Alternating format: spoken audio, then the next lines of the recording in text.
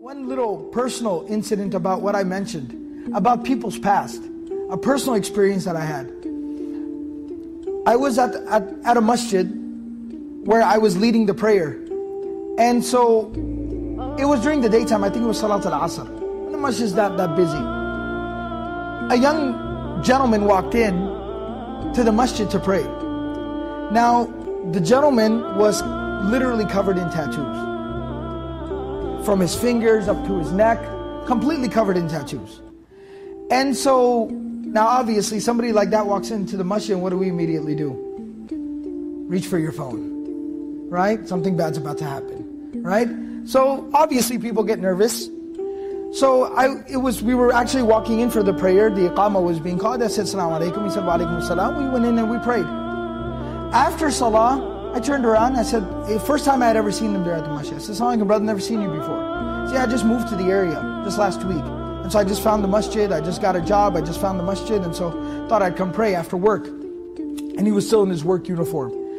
So I said, okay, mashallah, welcome. And so then I started talking to him. Where are you from? Where'd you grow up? What's your name? Started getting to know the brother. And he starts talking and talking, and he starts telling me his story, kind of his story. And he says that he's of Thai background. Eastern Asian, Thailand. His folks are from Thailand. He's of Thai background. And he tells me that his uncle was really caught up in the crime ring, in a lot of drugs and a lot of crime where he grew up. In California, his uncle was caught up, he was like a gang leader, he was really, really bad, involved in a lot of horrible stuff. A lot of crime, a lot of bad stuff.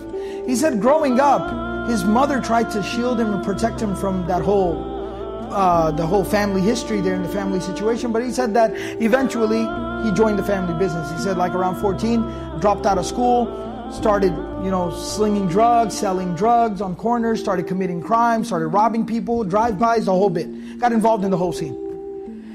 And he said, by the time I was 23 years old, I'd already been to prison twice.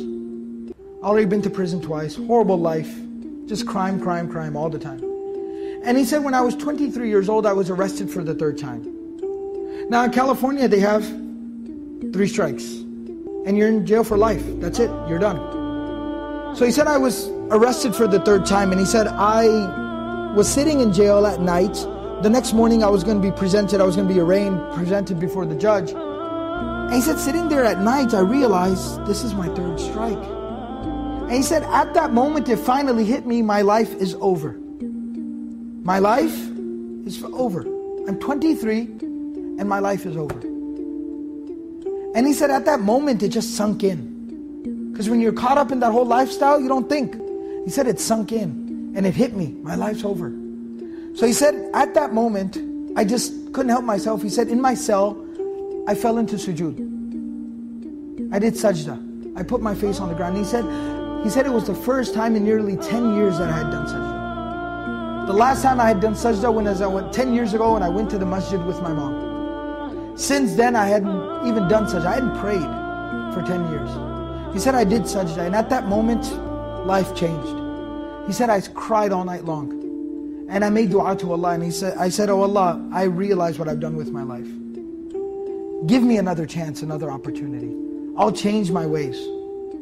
And I will totally change my ways. And he said at that moment I felt like I needed to make an intention. What am I going to do? Allah, if you save me from this moment, what will I do with my life? And he said, I remember when I was a child, my mom always had one wish. And that was I would become a hafiz of Quran.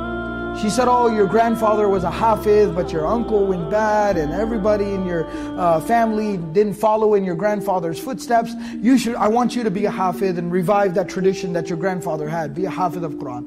And he said, I remembered that at that moment, because I'm thinking about Allah, I'm thinking about my mother and how much I hurt her. So I said, oh Allah, if I'm able to get out of here, I am going to go and become a hafiz of Quran. I'm going to memorize Quran.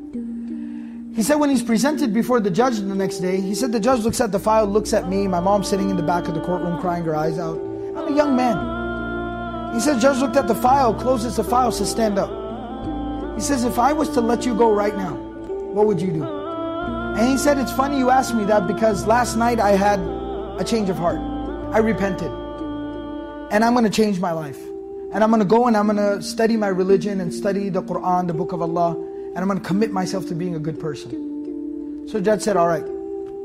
Charges, case dismissed, get out of here. Be on your way. He said, I walked out of the courtroom. My mom is crying, can't believe that this happened. He said, I asked her, Mom, how much money you got in your pocket? How much money you got in your purse? She pulled out 40, 50 bucks.